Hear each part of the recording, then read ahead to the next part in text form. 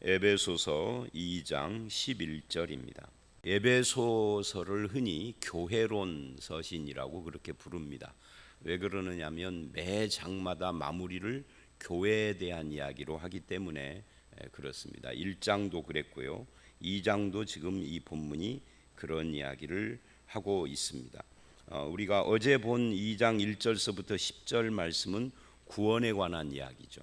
우리의 과거가 어떤 존재였고 허물로 죽었던 너희, 그리고 세상 풍조를 따르고 공중 권세 잡은 자를 따랐고 불순종하는 자의 불순종의 아들들 가운데 역사하는 영의 순종을 에게 순종을 하던 그런 불신자였었다.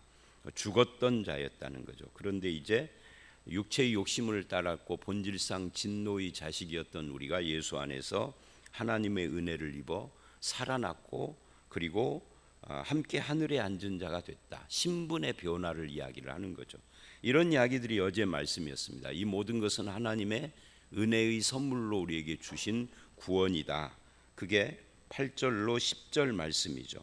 그리고 10절에 이런 말을 했어요. 우리는 그가 만든 바라.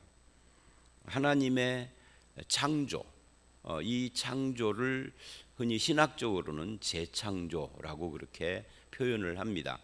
하나님의 천지 창조인 창세기하고 우리가 어머니 뱃속에서 태어나는 이것은 다 같은 의미입니다. 그래서 우리는 이 첫 창조, 하나님이 창조한 사람들인데 죄 가운데 태어났고 타락한 자들이었어요. 이것을 예수 그리스도께서 구원, 은혜로 구원을 하실 때 우리를 새롭게 만들었다 하는 거죠. 그래서 우리는 그의 만드신 바라 그래요. 뭘 위해서 만들었느냐 하는 이야기를 10절이 쭉 이야기를 하죠. 그리고 그 새롭게 만들어진 재창조된 사람들은 어떤 사람들이냐를 오늘 본문이 이야기를 하는 겁니다. 약간 좀 다른 측면에서 이야기를 하는 거죠. 어제 말씀은 개인적인 측면에서 구원을 이야기를 했다면 이 구원이 오늘 말씀에서는 이게 하나의 몸을 형성하는 공동체적인 것이다. 이게 교회를 말하는 거예요. 그거를 지금 설명을 하는데 이것을 어떻게 설명을 하느냐면 1절로 12절은 그러므로 생각하라 너희는 그때라고 그때라는 시간 표현을 합니다. 이거는 예수 믿기 이전을 말하는 거죠. 우리가 예수 믿기 이전에 어떤 존재였는지를 생각하라. 어제 말씀에서 분명히 죽었고 세상 풍조를 따르고 공중 권세 잡은 자를 따르고 육체의 욕심을 따르고 본질상 진노의 자녀였던 과거 이야기를 했는데 여기서 또다시 그때의 이야기를 해요. 근데 조금 각도가 다르죠. 어떻게 말을 하느냐 하면 그때 우리는 육체로는 이방인이요. 그러니까 에베소서를 받는 수신자들은 유대인들이 아닙니다. 이방인 출신 기독교인들이죠. 그러니까 이들은 예수 믿기 이전에는 이방인이었다는 거죠. 누가 보기에 이방인이죠? 하나님이 보실 때 이방인이 아니라 유대인들이 보기에 이방인이다. 유대인들은 이방인들과 자기들을 철저히 분리를 했어요. 그렇기 때문에 그들이 보기에 이방인이요 손으로 육체에 행한 할례를 받은 무리라 칭하는 자들로부터 길게 표현을 했죠. 한마디로 말하면 할례 받은 자들, 더 줄여서 말하면 유대인입니다. 유대인들로부터 할례 받지 않은 무리라 칭함을 받은 자, 이걸 줄이면 무할례자. 그러니까 유대인들은 이방인이요 무할례자들이라고 이방인들을 철저히 차별하고 무시했다 하는 것을 지금 말하는 겁니다. 이게 차별에 대한 이야기, 차별과 분리. 그때 너희는 12절 그때가 또 나오죠. 그리스도 밖에 있었고 예수 안 믿었었죠. 이스라엘 나라 밖에 사람이고 이스라엘 사람 아니죠. 당연히 그렇죠. 약속의 언약에 대하여 외인이요 하나님의 약속을 못 받은 자들이다. 약속을 못 받았다 하는 말은 구원 못 받았다는 것과 같은 이야기입니다. 그래서 세상에 소망이 없고 하나님도 없는 자이고, 그러니까 예수를 믿기 이전에는 소망도 없고 구원도 없고 외인이고 물론 하나님도 물론 없고 이방인이라고 차별당하고 무할례자들이라고 차별당했다 하는 것을 쭉 이야기를 하고 있는 겁니다. 7가지의 특징을 이야기를 했어요. 인간을 분리하고 차별하는 것들이 주로 외모, 출신, 지역, 신분 이런 것들이다 하는 것을 잘 보여주는 것이 11, 12절 말씀이죠. 유대인들은 이 차별이 아주 심했는데 사실은 유대인들만 그러는 것이 아니라 세상 어느 나라를 가도 차별이 굉장히 심하죠. 제가 이 터키 가서 히브리서 강의를 했다고 그랬잖아요. 그 강의 끝나고 독일에 있는 이 전주 출신 선교사님이 탈북 난민 사역을 해요. 거기서는 탈북자라고 하지 않고 북향민이라고 하더라고요. 그 표현이 훨씬 더 좋은 것 같아요. 북쪽에 고향을 둔 사람이다 뭐 이런 이야기인데 난민이래요. 우리나라에 있으면은 탈북자고 세터민 뭐 이렇게 부르잖아요. 근데 독일에 있는 사람들은 난민 취급을 받는, 그래서 난민 자격을 얻은 사람, 난민 자격 신청해 놓은 채 무국적자로 있는 사람 뭐 여러 종류로 나누더라고요. 상당히 많은 탈북자들이 그 사람들은 북한에서 바로 독일로 간 것이 아니고 한국에 왔다가 한국에 정착 못하고 독일로 간 사람들이 많고 뭐 여러 가지 그런 루트로 와 있더라고요. 뭐 그건 그렇고요. 그래서 이제 독일을 갔는데 독일을 가서 이렇게 차를 타고 그 선교사님 차를 타고 이렇게 가는데 그 옆에 나란히 함께 이렇게 가던 저쪽 같은 차선 같은 방향으로 가고 있는 차에 뒷좌석에 어린 아이가 제가 보기에는 한 많으면 10살 정도 먹어 보이는 그런 아이가 우리 차를 이렇게 보더니 독일 차들은 썬팅 까맣게 안 돼 있잖아요. 다 이렇게 그냥 보이는, 눈을 이렇게 찢는 거예요. 동양인이라고 비하하는 거죠. 눈 찢는 것이 동양인 욕하는 것이라고 그러더라고요. 제가 막 화를 냈어요.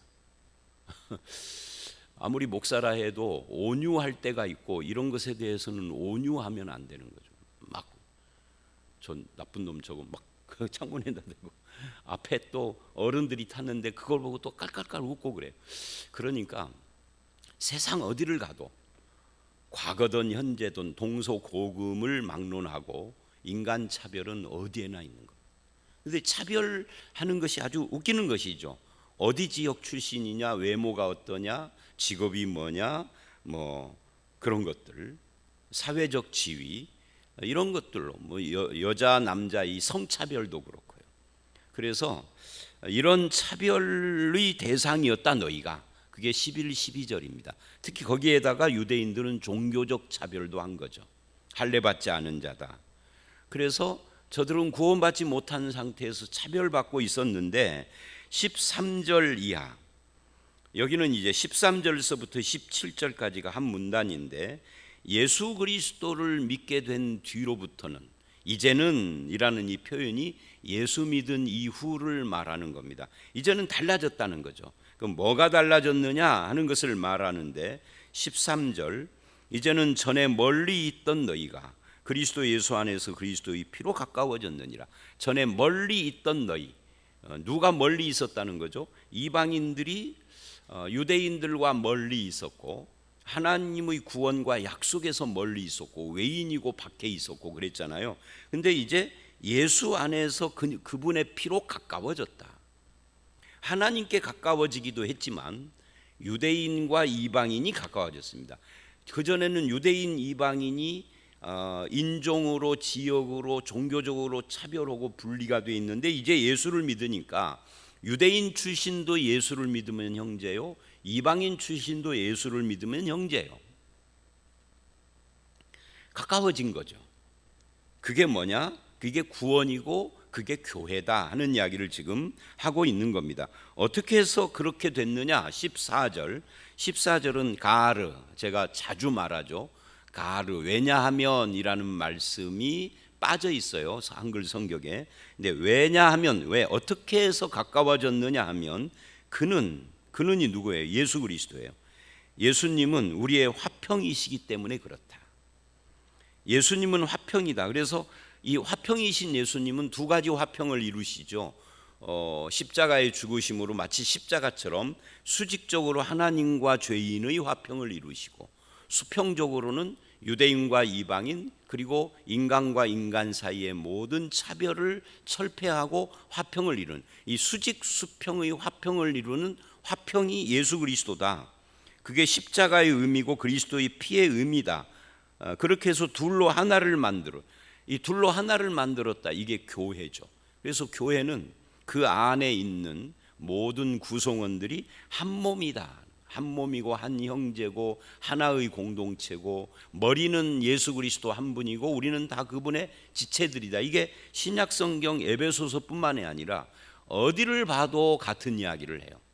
특히 고린도전서의 그 성령 이야기하는 그 성령장, 고린도전서 12장의 핵심이 우리는 뭐 은사 이쪽이 핵심이지만 은사는 그냥 이것도 있고 저것도 있고 하다고 쭉쭉쭉쭉 나열만 하고요. 핵심은 한 몸이다. 근데 우리는 은사를 받으면 은사를 못 받은 사람 또는 이 은사가 있는 사람, 이 은사가 없는 다른 은사가 있는 사람 막 구별을 하죠. 그건 성령의 역사가 아니라 마귀의 역사인 겁니다. 사탄이지 성령이 아닌 겁니다. 그래서 다시 둘로 하나를 만들었어요. 원수된 것, 곧 중간에 막힌 담을 자기 육체로 허물으셨습니다. 이 원수된 중간에 막힌 담, 이게 뭐예요? 여러 가지가 있죠. 유대인과 이방인이라는 인종적인 것도 중간에 막힌 담이고 율법도 중간에 막힌 담입니다. 그래서 15절을 보면 법조문으로 된 계명의 율법을 폐하하셨으니 유대인들이 자고하는 교만해서 유대인과 이방인을 구분하는 가장 중요한 핵심이 율법 때문에 우리는 하나님의 율법을 가지고 있다. 율법을 지키는 자다. 율법의 핵심인 할례를 행하는 자다. 뭐 이런 것 때문에 그러는 거예요. 근데 그것을 예수님이 폐하였다. 율법이라는 담을 폐지해 버려서 그렇게 함으로써 뭐를 했다는 거예요? 이 둘로 자기 안에서 하나의 새 사람을 지어 화평케 했다. 그러니까 계속해서 한 새 사람 한 몸 하나라는 말을 계속 강조를 해요. 근데 이런 측면에서 보면 오늘날의 교회의 가장 부족한 부분이 바로 이 지체의식, 한몸된 의식, 공동체라는 의식이 부족한 거죠. 그냥 예배만 때우고 가면은 신앙생활이라고 성경은 그렇게 말하지 않아요. 예배를 드리는 것도 참 귀한 거죠. 그거 안 하는 것보다 하는 것이 100% 낫죠. 그러나 거기서 멈추면 온전한 것이 아닙니다. 성도의 교제가 있고 한몸됨을 확인하는 것이 계속 있어야 되는 겁니다. 근데 예배 드리며 뒤통수 보고 앉았다가 하니까 어제 설교 때 잠시 이야기한 것처럼 골목에서 주차 때문에 멱살 잡고 싸워도 같은 교회 집사인지 몰라. 얼굴을 본 적이 있어야지. 예배 끝나고 그냥 불이 나게 가버리기 때문에. 그래서 이런 부분에서 우리가 현대교회의 약점, 이거를 우리가 분명히 알고 이 부분을 고쳐나가야 합니다. 근데 이게 잘 안 돼요. 왜냐하면 사람들이 다 개인주의화 돼가지고 옛날 같지가 않은 거죠. 도시화되면서. 자, 다시. 그래서 원수된 것 둘로 갈라놓은 그 담, 이거를 예수님이 철폐해 버렸다. 그게 뭐냐? 인종, 율법, 그리고 하나님과 인간 사이의 죄와 허물, 이런 것들을 다 철폐했다 하는 것을 말하고 있고요. 그리고 이제 이 철폐하고 허물은 것은 새로 짓기 위해서 그렇다. 그 새로 짓는 것이 뭐냐? 15절 하반절에 이 둘로 자기 안에서 한 새 사람을 지어라고 하는데, 이 지어라는 말이 10절 말씀, 어제 말씀에 선한 일을 위하여 지으심을 받은 자라는 말과 같잖아요. 그러니까 우리는 예수 그리스도 안에서 새로 지음 받은 자들인데 10절은 개인적인 재창조를 말하고 이 15절은 우리가 공동체적으로 재창조된 한 몸을 말하고 있는 겁니다. 16절 또 십자가로 이 둘을 한 몸으로 하나님과 화목하게 하시고, 그러니까 우리끼리 화목할 뿐만 아니라 하나님과 화목하기 위하여서 필요한 것이 뭐예요? 죄를 척결을 하는 거죠. 그래서 원수된 것을 십자가로 소멸을 했습니다. 하나님과 원수된 것이 바로 죄입니다. 죄와 죄의 삭신 사망, 이것을 십자가에서 예수님이 짊어지시고 가시고 부활하심으로써 죄는 십자가에서 해결을 하시고 부활하심으로 사망이 통하지 않는 주님, 그래서 이제는 죄와 사망이 더 이상 우리와 하나님 사이를 가를 수 없는 존재가 된 것이 이게 믿는 자고 그게 구원이에요. 그렇게 함으로써 무엇을 했느냐면 17절, 또 오셔서 먼데 있는 너희에게, 여기서 먼데 있는 너희는 누굴까요? 이 먼데 있는 너희는 이방인들을 말하는 겁니다. 평안을 전하시고 에이레네, 그리고 가까운 데 있는 자들, 이 유대인들을 말하는 겁니다. 평안을, 그러니까 먼 데 있는 자와 가까운 데 있는 자 모두에게 평안을 주셔서 뭐를 했다는 겁니까? 한 몸을 이루게 했다. 이것이 교회다 하는 이야기예요. 그래서 14절서부터 16, 17절은 계속해서 둘로 하나를 만들었다, 둘로 한 세 사람을 만들었다, 둘을 한 몸으로 만들었다, 그리고 하나님과 화목케 하시고 평안케 하셨다 하는 것이 전체의 내용입니다. 이것을 우리가 실천적으로 누려야 해요. 우리가 하나가 되어야 하고 하나님과 화목해야 되고 그래서 평안이 있어야 됩니다. 이것이 참된 교회의 모습이죠. 여러분의 교회 생활은 어떻습니까? 둘이 하나를 만든 이 형제들에 대한 인식은 어떻습니까? 하나님과 화목됨, 형제들과 화목됨, 그래서 우리 모두가 평안함, 이것이 우리 교회의 특징이 되고 그것이 여러분의 삶 속에서 이렇게 체험되어지고 나타나는 그런 신앙생활을 하셔야 합니다. 예수 믿는 사람은 그런 의미에서 진노와 저주와 불행의식에서부터도 해방되어야 해요. 하나님과 우리를 갈라놓고 원수되게 했던 모든 것이 철폐됐으니까 이제 우리는 더 이상 불행한 자가 아니에요. 우리는 이제 더 이상 형제들과 경쟁, 시기, 다툼 가운데 있는 자가 아니에요. 그야말로 형제인 것이죠.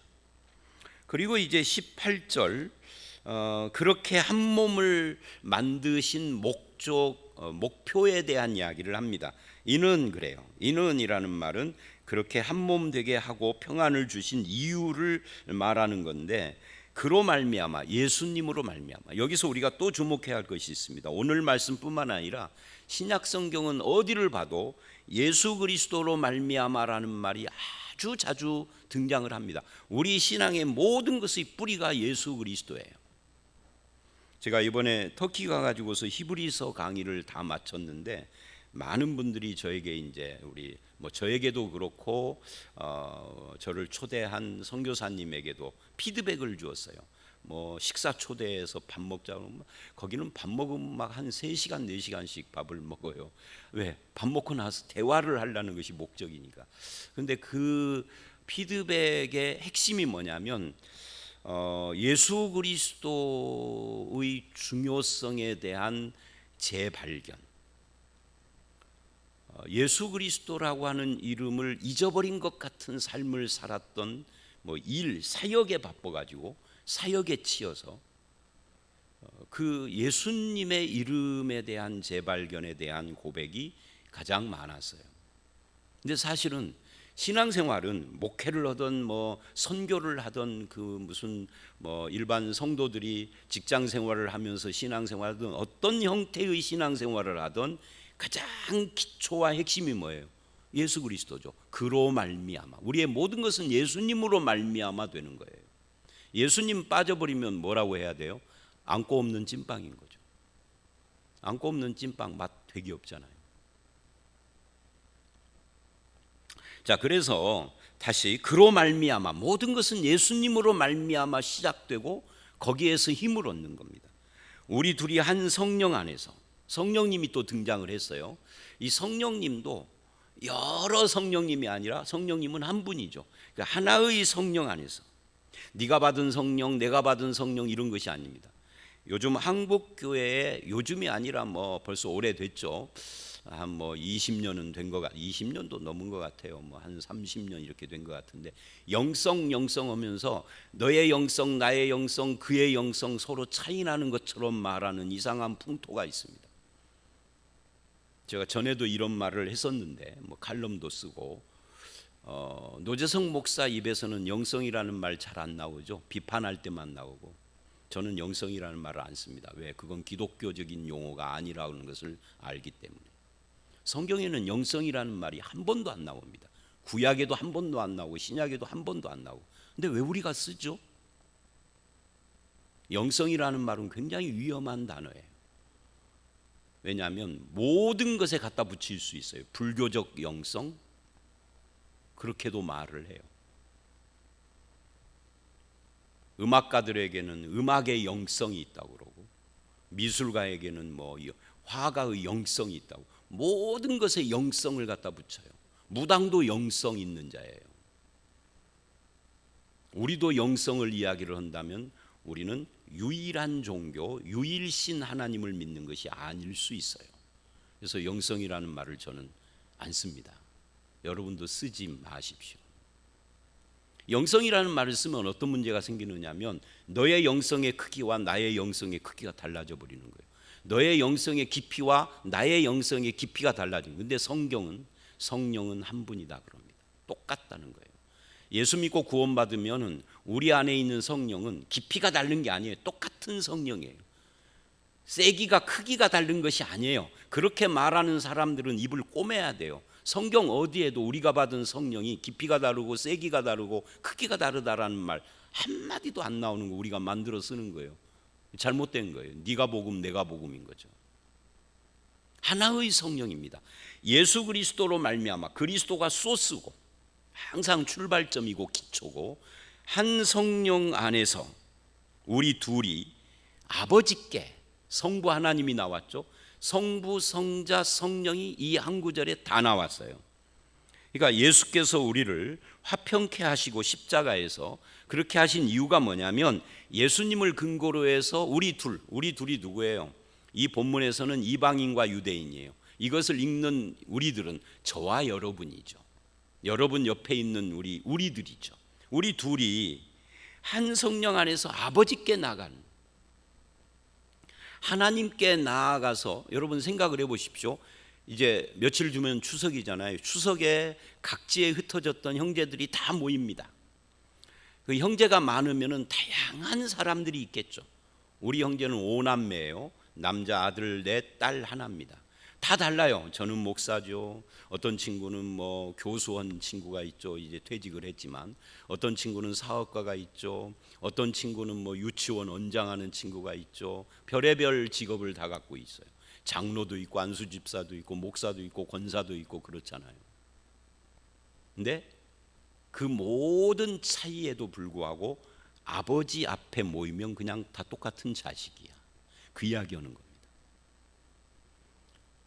우리가 그리스도라는 기초는 똑같이 갖고 있고, 한 성령 안에 있다라는 거 다 똑같고, 한 아버지 앞에 지금 추석 때 모였다는 것 다 똑같다. 그 이야기인 거예요. 그러니까 이 18절도 결국은 우리는 하나다를 말하고 있는 겁니다. 그렇다면 19절서부터는 이 11절로 18절이 말한 것을 적용을 하는 거죠. 그러므로 우리는 이제부터 어떻게 생각을 해야 되느냐? 외인이 아니요 나그네도 아니고 오직 성도들과 동일한 시민이요 하나님의 권속이라. 우리는 외인이 아니다, 나그네도 아니다, 동일한 성도들과 동일한, 먼저 믿은 성도들 또는 유대인 출신 성도들과 동일한 하나님 나라의 시민이요, 백성이라는 말이죠. 하나님의 권속, 패밀리다. 이 시민이라고 하는 것은 왕을 전제로 해요. 하나님이 왕이시면 우리는 그분의 시민 백성이고, 하나님이 아버지시면 우리는 그분의 권속, 형제자매들이고 패밀리들이다. 이렇게 받아들여야 한다는 거죠. 그렇게 인식하고, 이 동일한이라고 할 때 이 동일한이 쉰이라는 단어예요. 히브리서 4장 15절에 쉼파테스, 예수 그리스도가 우리를 체휼하셨던, 나와 똑같은 경험을 다 하시고 이해한다 할 때 그 쉼이라는 단어와 같은 단어입니다. 그러니까 우리는 같은 동일한 어떤 것을 소유하고 있는 자인데, 그것이 바로 하나님 나라의 백성이요 권속이라는 겁니다. 가족이라는 겁니다. 여러분은 성도들을 가족이라는 눈으로 바라보십니까? 하나님 나라의 백성이라는, 같은 국민이라는 그런 뜻으로 바라보고 있습니까? 이 재밌는 것이 말이죠. 이제 외국 갔다 왔으니까 한동안 외국 이야기 하겠죠. 이번 주 정도만 하고 마칠게요. 밥 먹으면은 그러니까 아무도 마스크를 안 쓰는데 아시아나를 타고 한국으로 돌아오는데 비행기에 100% 마스크를 썼어. 그래서 한국 사람이구나. 돌아다니다가 마스크 쓴 사람 보면은 한국 사람이. 한국 사람 아닌 사람은 동양인들도 마스크 쓴 사람이 별로 없어요. 어쩌다가 하나씩 띄기는 해요. 그런데 거의 99%안 써요. 마스크 쓴 사람은 한국 사람.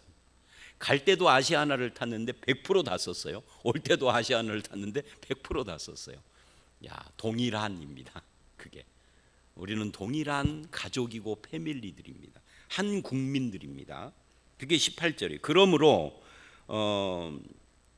19절입니다. 그게 그래서 너희는 이제 어떤 존재냐면 사도와 선지자들의 터, 우리의 터는 사도와 선지자. 사도와 선지자라는 건 뭐죠? 말씀을 말하는 겁니다.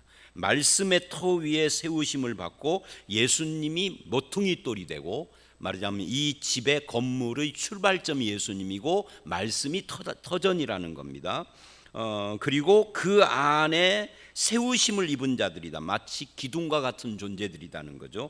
그리고 그 예수님 안에서 21절 건물마다, 이 건물마다라는 것은 저와 여러분은 한 사람 한 사람이 기둥들이고 석가래들이고 그러지만 또 다른 측면에서 보면 한 사람 한 사람이 건물들이라는 거예요. 성전이라는 거죠.